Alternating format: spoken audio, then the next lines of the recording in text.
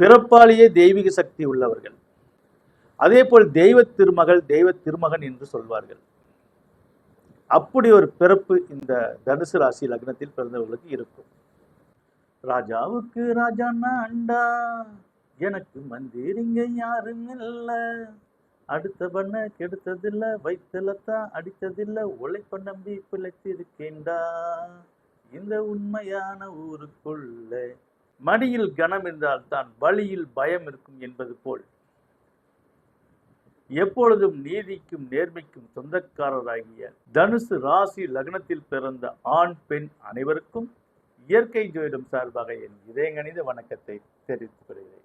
காலபுருஷ தத்துவப்படி 9ஆம் ராசியான தனுசு ராசி. இந்த 9ஆம் இடம் என்பது தகப்பன் ஸ்தானம். அதனால தான் இந்த தனுசு ராசியில் பிறப்பவர்கள் அத்தனை பேரும் ஒரு தகப்பனுக்கு ஈடாகத்தான் பொறுப்பு இருக்கும். இதில் பிறந்த ஆணுக்கும் சரி பெண்ணுக்கும் சரி ஒரு குறிப்பிட்ட வயதிற்கு மேல் ஒரு தகப்பன் எந்த அளவுக்கு ஒரு குடும்பத்தை பொறுப்பெடுத்துக்குவார்களோ அந்த மாதிரி இவர்கள் பொறுப்பெடுத்துக்குவார்கள். இந்த தனுசில் பிறந்த பெண்கள் கூட திருமணத்துக்கு பிறகு ஒரு குறிப்பிட்ட வருடத்துக்கு மேல் வீட்டு நிர்வாகமாக இருக்கட்டும், தொழில் நிர்வாகமாக இருக்கட்டும், தன் கையில் இவர்கள் எடுத்துக்கொள்வார்கள் அல்லது தானே வந்து மடியில் விழும். ஏன்னா இவர்கள் எந்த ஒரு விஷயத்திலும் பொறுப்புணர்ச்சி அதிகம் மிக்கவர்கள். அதே போல தனுசு ராசியில் பிறந்த ஆண்களும் சளைத்தவர்கள் அல்ல. எங்கும் எதிலும் தலை வணங்காமல் வாழ்வது எப்படி, எந்த ஒரு விஷயத்தையும் துரிதமாக செயல்பட்டு வாழ்வில் முன்னேற்றமான விஷயங்களுக்கு முக்கியத்துவம் கொடுப்பார்கள். இவர்களுக்கு 2ஆம் இடம் சனி பகவான். 2ஆம் இடம் என்பது சகோதர ஸ்தானம், தன்னுடைய உழைப்பு ஸ்தானம், வருமான ஸ்தானம். ஆக இவர்கள் உழைப்புக்கு தகுந்த வருமானம் வருமா என்றால் நிச்சயம் போராடித்தான் அந்த வருமானத்தை பெற வேண்டும். எப்பொழுதுமே தனுசு ராசிக்காரர்களுக்கு திறமை அதிகம். ஏனென்றால் 3ஆம் இடமும் சனி பகவானே. ஆக கடுமையான உழைப்பும் கடுமையான முயற்சியும் செய்யக்கூடியவர்கள். இவர்கள் 1000 ரூபாய்க்கு உழைத்தால் 900 ரூபாய் தான் கிடைக்கும், 100 ரூபாய் கிடைக்காது. அந்த மாதிரி இவர்களுடைய உழைப்புக்கு தகுந்த சன்மானம் கிடைக்காது. ஆனாலும் உழைக்க தயங்க மாட்டார்கள். வாழ்வில் எப்படியாவது ஒரு நல்ல நிலைக்கு வர வேண்டும் என்ற லட்சியத்தோடு பயணிக்கக்கூடியவர்கள் இந்த தனுசு ராசி லக்னத்தில் பிறந்த ஆணும் பெண்ணும். 2ஆம் பாவகம் சனி பகவான் என்பதால் இவர்கள் பேச்சில் எப்பொழுதும் ஒரு ஸ்ட்ரிக்ட் இருக்கும், ஒரு விரக்தி தன்மை இருக்கும். இவர் வாழ்விலே மைனஸ் ஆகிறது என்றால் இவருடைய பேச்சே தான். இவர்களே தான் எதிரியாக இருப்பார்கள். ஏனென்றால் நெகட்டிவான சில பேச்சுகளை இவர்கள் அறியாமல் பேசி பொதுவாக சொல்லுவார்கள், நம்ம என்ன நினைக்கிறோமோ, நம்ம என்ன பேசுகிறோமோ அதுவே நம்ம வாழ்க்கையில் அமையும் என்று. அந்த மாதிரி பார்க்க போனால் இந்த 9ஆம் இடத்து ராசி பாக்கியஸ்தானமான ராசி. இவர்களுக்கு அதிர்ஷ்டம் ஒரு குறை இருக்காது. எப்படியும் ஏதாவது ஒரு வழியில் ஏதோ ஒரு கதவை தட்டிவிடும். ஏனென்றால் காலபுருஷ தத்துவப்படி 9ஆம் இடம் பாக்கியஸ்தானம். அனைத்து ஸ்தானத்துக்கும் மேல் போஸ்டாக குருவாக அமையக்கூடிய ராசி. ஆனாலும் 2ஆம் இடம் சனி என்பதால் இவர்கள் நாக்கே தான் இவர்களுக்கு எதிரியாக அமையும். இந்த தனுசு ராசிக்காரர்கள் பேசும் பொழுது நெகட்டிவ்களை கொஞ்சம் குறைத்து கொண்டு, விரக்தியான சொற்களை குறைத்து கொண்டு, வாழ்வில் பாசிட்டிவான விஷயங்களை அவர்கள் கையில் எடுக்க வேண்டும். ஆனால் ஆன்மீகம் என்பது இவர்களுக்கு யாரும் சொல்லவே தேவையில்லை. ஏதோ ஒரு வழியில் அவரவர் மதப்படி இறைவனை தொழாத நாள் இருக்காது, வேண்டுதல் செய்யாத நாட்களே இருக்காது. ஏதாவது ஒரு கடவுளுக்கு ஏதாவது ஒரு காணிக்கையை தருகிறேன், எனக்கு அதை செய்து கொடு, இதை செய்து கொடு என்று இந்த சாமிக்கு லஞ்சம் கொடுப்பார்கள் என்று கேள்விப்பட்டிருக்கோம் இல்லையா? அந்த வகையால பிறக்கக்கூடியவர்கள் தான் இந்த தனுசு ராசிக்காரர்கள். சுவாமி எனக்கு அதை செய், எனக்கு இதை செய். இவர் இஸ்லாமியாக பிறந்திருந்தாலும் சரி, இவர்கள் எந்த மதமாக இருந்தாலும் சரி, கடவுளுக்கு நான் அதை செய்கிறேன், இதை செய்கிறேன், நான் நினைத்தது நடக்க வேண்டும் என்று மன உறுதி எடுத்துக்கொண்டே இருப்பார்கள். அப்படி எடுக்காத ஒரு நாள் கூட இவர்களுக்கு இருக்காது. அதே போல் தெய்வ திருமகள், தெய்வ திருமகன் என்று சொல்வார்கள். அப்படி ஒரு பிறப்பு இந்த தனுசு ராசி லக்னத்தில் பிறந்தவர்களுக்கு இருக்கும். பிறப்பாலேயே தெய்வீக சக்தி உள்ளவர்கள். ஆனால் தன்னுடைய சக்தியை இவர்கள் உணராமல் எங்கெங்கோ தேடி அலைந்து கொண்டிருந்தால் இவர்களுடைய சக்தி தான் வேஸ்ட் ஆகும். எப்பொழுது தன்னை உணர்ந்து ஒரு இடத்தில் அமர்ந்து இறைவனை வணங்க ஆரம்பிக்கிறார்களோ, தைரியமாக ஒரு விஷயத்தை பேஸ் பண்ண ஆரம்பிக்கிறார்களோ, அப்பொழுதுதான் இவர்கள் பிரச்சனை தீரும். இவர்களுக்கு அக்கம் பக்கத்துக்காரங்க ஏதாவது ஒரு தொந்தரவு கொடுத்து கொண்டே இருப்பார்கள். அதிலும் நாத்தனா வகைக்காரங்க ரொம்ப ரொம்ப தொந்தரவு கொடுப்பாங்க. ஆண்களாக இருந்தால் மைத்தினி என்று எடுத்துக்கொள்ளலாம். பெண்களா என்றால் நாத்தனா என்று எடுத்துக்கொள்ளலாம், மாமியார் என்று எடுத்துக்கொள்ளலாம். இவர்களெல்லாம் உங்களுக்கு ஏதோ ஒரு வகையில் தொந்தரவை கொடுத்து கொண்டிருப்பார்கள். அவர்கள் நல்லவர்களாக இருந்தாலும் கூட அக்கம் பக்கத்துக்காரர் கோல் மூட்டி உங்களுக்கும் மாமியாருக்கும் ஏதாவது ஒரு சிண்டு முடித்து விடுவார்கள். இந்த தனுசு ராசிக்காரர்களுக்கு இது இயற்கையாகவே நடக்கும். உங்களுடைய 4ஆம் இடம் அதே குரு பகவான் சுகஸ்தானத்துக்கு அதிபதி. சுகபோதத்துக்கு ஒருபோதும் குறை வராது. ஆனால் அந்த சுகபோதனையை நீங்களே தான் கெடுத்துக் கொள்வீர்கள். ஏனென்றால் 3ஆம் இடத்தில் சனி பகவான் இருப்பதால் உங்களுக்கு அவ்வப்போது சந்தேகங்கள் எழும். இந்த சந்தேகமே சந்தேக கோடு, அது சந்தோஷத்தின் கேடு. சந்தேக கோடு அது சந்தோஷத்தின் கேடாக இருக்கும். தற்பொழுது உங்களுக்கு குரு பகவான் 7ஆம் இடத்தில் இருந்து சஞ்சரித்துக் கொண்டிருக்கிறார். 7ஆம் இடத்தில் குரு பகவான் சஞ்சரித்துக் கொண்டு இருக்கும்போது உங்களுக்கு வருமானத்துக்கெல்லாம் பிரச்சனை இருக்காது, ஓரளவுக்கு வருமானம் வந்திருக்கும். ஆனால் ஏற்கனவே சொல்லியிருக்கோம், என்ன மாதிரியான குரு பயிற்சி ஆனாலும், என்ன மாதிரியான ராகு பயிற்சி ஆனாலும், சனி பயிற்சி ஆனாலும் ஒரு சிலருக்கு ஒரே மாதிரி தான் இருக்கும். அப்படி உள்ளவர்களுக்கு வருமுன் காப்போம் திட்டத்தில் இணைந்து அந்தந்த கோச்சார பலன்களை அடையும் அளவுக்கு இந்த வருமுன் காப்போம் திட்டத்தை பற்றி பல வீடியோக்களில் சொல்லியிருக்கோம். அதை பற்றி சொன்னால் வீடியோ நீண்டு போகும். வருமுன் காப்போம் பற்றி நீங்கள் என்னவென்று தெரிந்து கொள்ள வேண்டும் என்றால் ஸ்கிரீனில் தெரியக்கூடிய நம்பருக்கு கால் பண்ணி அதை தெரிந்து கொள்ளுங்கள். ஒரு எக்ஸாம்பிளாக, வாலிப பருவத்திலே இந்த வருமுன் காப்போம் திட்டத்தில் வந்து இணைந்து விட்டீர்கள் என்றால் வாழ்க்கையின் ஆரம்பம் திருமண நாட்கள். இந்த திருமண நாட்கள் ஒரு ஆணுக்கும் பெண்ணுக்கும் சமமான நாட்களை நாம் குறித்து கொடுக்கிறோம். சாதாரணமாக பஞ்சாங்கத்தை பார்த்து காலண்டரில் உள்ள நாட்களை பார்த்து தான் இதுவரை மற்ற ஜோட குருமார்கள் உங்களுக்கு திருமண நாட்களை குறித்து கொடுத்திருப்பார்கள். ஆனால் இயற்கை ஜோதிடத்தில் ஒரு ஆணின் கிரக நிலைக்கும் ஒரு பெண்ணின் கிரக நிலைக்கும் அன்றைய நடக்கக்கூடிய கோச்சார கிரக நிலைக்கும் உகந்த நாட்களாக கொடுப்பதால் உங்களுக்கு நல்ல சந்ததிகள் பிறக்கும். அது மட்டுமில்ல, அந்த சந்ததி உங்களை வாழ்நாளில் எப்பொழுதும் உங்களை விட்டு கொடுக்காமல் காப்பாற்றும். ஒரு குழந்தையை பெற்று எடுத்து வளர்த்தினால், ஒரு மரத்துக்கு தண்ணி ஊற்றுறோம் எதற்காக? அது பெரிதாகி நிழல் கொடுக்கும் என்பதற்காக. ஆடு மாட்டுக்கு புல்லு போடுறோம் எதற்காக? அது பால் கொடுக்கும் என்பதற்காக. அதே போலதான் ஒரு குழந்தையை பெற்று எடுத்து, அதுவும் இந்த காலத்தில் வளர்த்துறதுனா ரொம்ப ரொம்ப கஷ்டம். எல்கேஜி முதல் அது பெரிய படிக்கும் வரை எவ்வளோ பணங்கள் செலவாகும். அது மட்டும் இல்லை, இன்னைக்கு சாதாரணமாக ஒரு ஆஸ்பத்திரி செலவு என்றால் நிறைய பணத்தை மூட்டை கட்டி வைத்துக் கொள்ள வேண்டும். அது மட்டுமல்ல, அந்த படித்த பிறகு வேலையை வாங்கிறதுக்கு ஏகப்பட்ட பணத்தை செலவு பண்ண வேண்டியது இருக்கும். இவ்வளவும் செய்து அந்த குழந்தைகள் காப்பாற்றாமல் போய்விட்டால் அது எப்படி இருக்கும்? ஆக உங்களுக்கான ஒரு சந்ததி பிறக்க வேண்டும் என்றால் இந்த கிரக நிலை சரியாக நீங்கள் யூஸ் பண்ணி இந்த நாட்களில் தான் உங்களுடைய திருமணத்தை நீங்கள் அமைத்துக் கொள்ள வேண்டும். இந்த கிரக நாட்களில் திருமணம் செய்வதால் என்னென்ன லாபம் என்றால், கணவன் மனைவிக்குள் அவ்வப்போது கருத்து வேறுபாடு ஏற்படலாம். ஏனென்றால் அந்தந்த சீசனுக்கு ஜலதோஷம் பிடிப்பது போல காய்ச்சலோ தலைவலியோ வரும். ஆனால் அறுவை சிகிச்சை நோய் வரக்கூடாது, தீவிர சிகிச்சை நோய் வரக்கூடாது. அது மாதிரி விவாகரத்து 100% ஆகாது. அதாவது எந்த ஒரு ஜோதிட குருமாரும் இந்த கேரண்டியை கொடுத்துருக்க மாட்டாங்க. இயற்கை ஜோதிடத்தில் இந்த கேரண்டியை நம்ம கொடுக்குறோம். இது என்ன இப்படியெல்லாம் ஒரு கேரண்டி இருக்குமா என்று நீங்கள் வியப்பாக பார்க்கலாம். நிச்சயமாக 27 வருடமாக என்னோட ஜோதிட ஆய்வில் நான் கண்ட உண்மையாகும். அதே போல் என்னோட அனுபவத்திலும் தற்பொழுது எனக்கு 52 வயது ஆகிறது. என்னுடைய அனுபவத்திலும் இதை கண்ட உண்மையாகும். எல்லாமே இயற்கை பிரபஞ்சம் உந்துதலால் தான் இயங்கிக் கொண்டிருக்கிறது.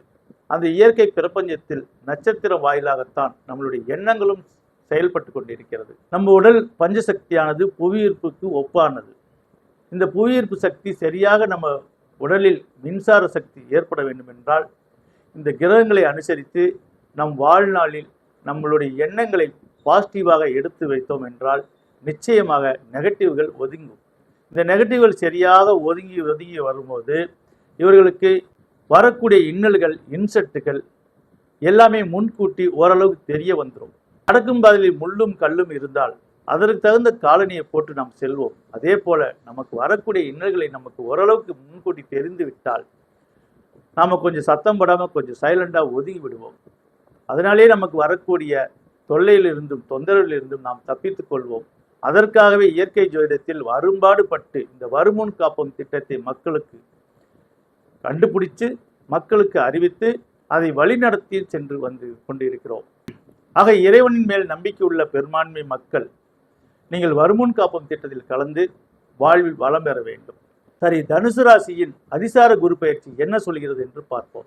கடந்த மே மாதம் 14ஆம் தேதி குரு பயிற்சியாகி உங்களுடைய ஜென்ம ராசியை, அதாவது தனுசு ராசியை பார்த்து கொண்டு இருக்கிறார். இதன் மூலமாக ஒரு சிலருக்கு திருமணம் நடந்து கொண்டு இருக்கிறது. ஆனால் இந்த பயிற்சி ஆகியும் கூட ஏதோ பொண்ணு வீட்டுக்காரர் வந்து பார்க்குறாங்க, அல்லது மாப்பிள்ளை வீட்டுக்காரங்க வந்து பார்க்குறாங்க.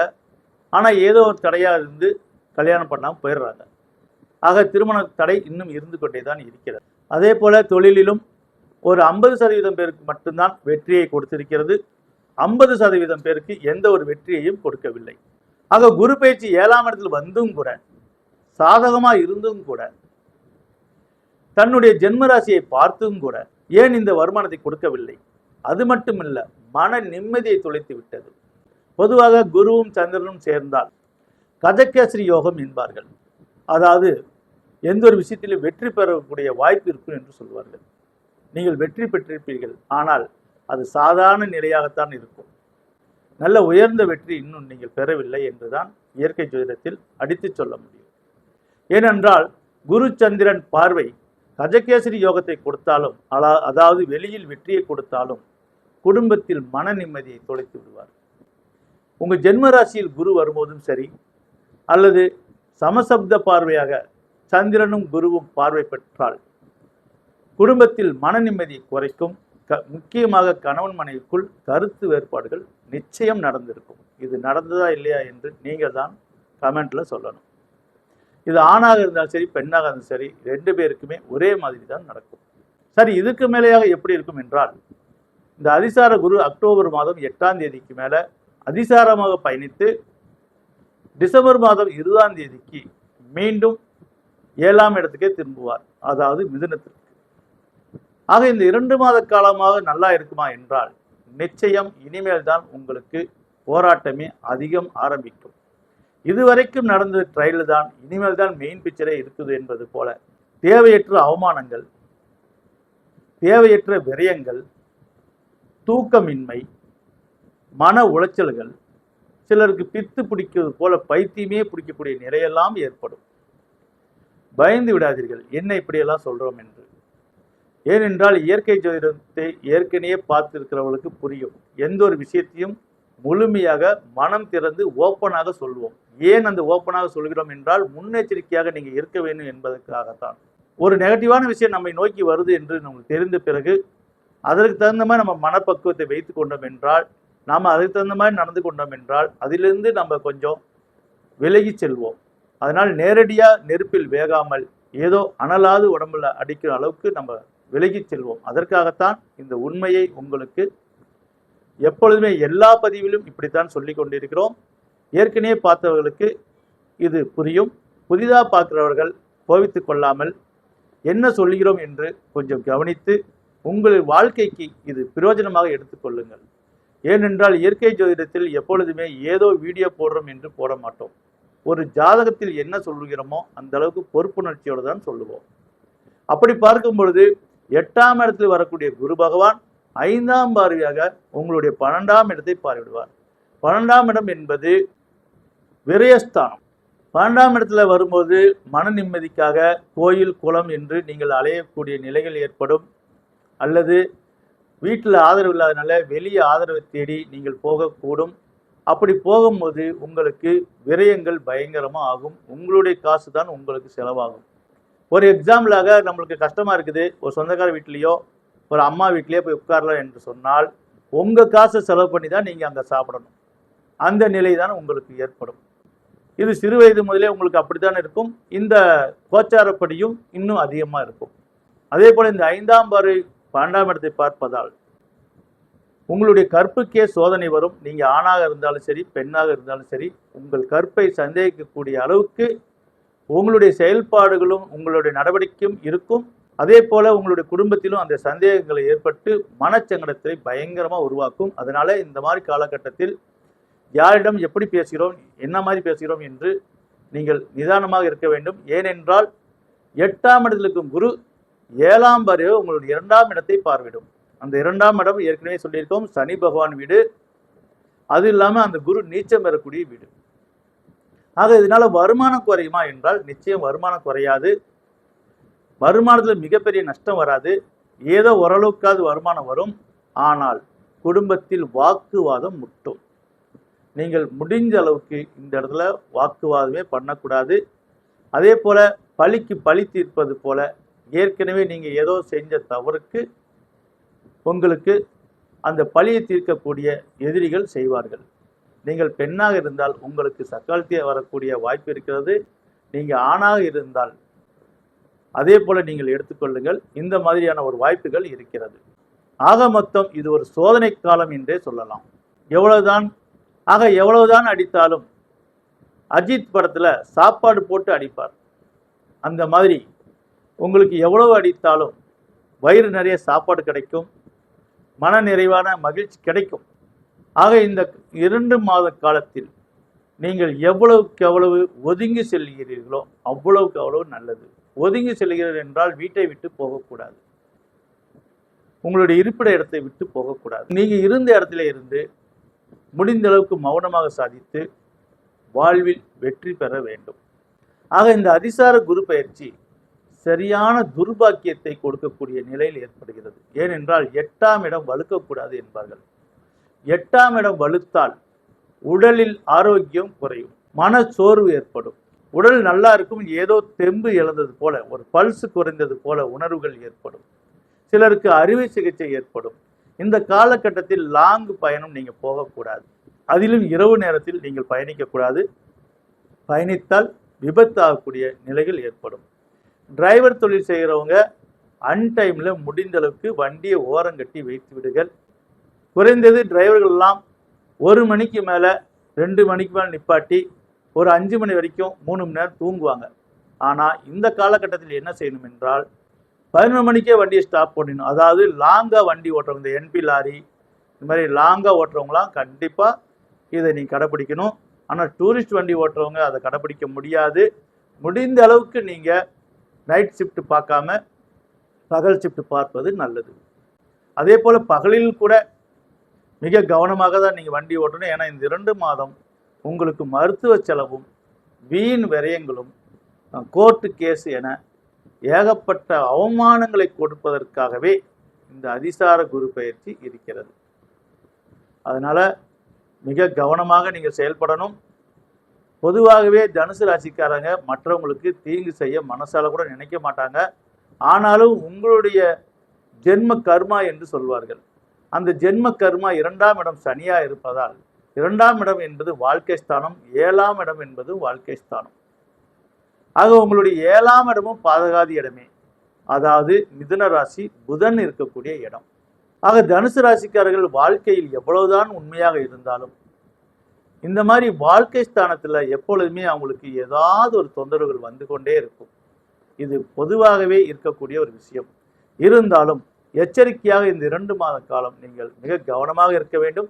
இந்த 2 மாதம் முடித்து மீண்டும் அடுத்த மே மாதம் வரை குரு பகவான் உங்களுடைய 7ஆம் இடத்துக்கு வந்து விடுவார். ஆக 7ஆம் இடத்துக்கு வரும் பொழுது இந்த பிரச்சனையெல்லாம் ஓர்ஸாகி ஓரளவுக்கு சுமூகமான விஷயங்களே நடக்கும். ஆக சங்கை எவ்வளவுதான் தீயில் வைத்து எரித்து சுட்டாலும் அது வெண்மையாகத்தான் இருக்கும் என்பது போல வாழ்வில் எவ்வளவு பெரிய சோதனைகள் வந்தாலும் நான் நேர்மையாகத்தான் இருப்பேன் என்று சொல்லக்கூடிய தனுசு ராசி லக்னத்தில் பிறந்த ஆண் பெண் அனைவருக்கும் மீண்டும் அடுத்த பதிவில் சந்திப்போம் என சொல்லி அனைவருக்கும் என் நெஞ்சார்ந்த வணக்கத்தை தெரிவித்துக் கொள்கிறேன்.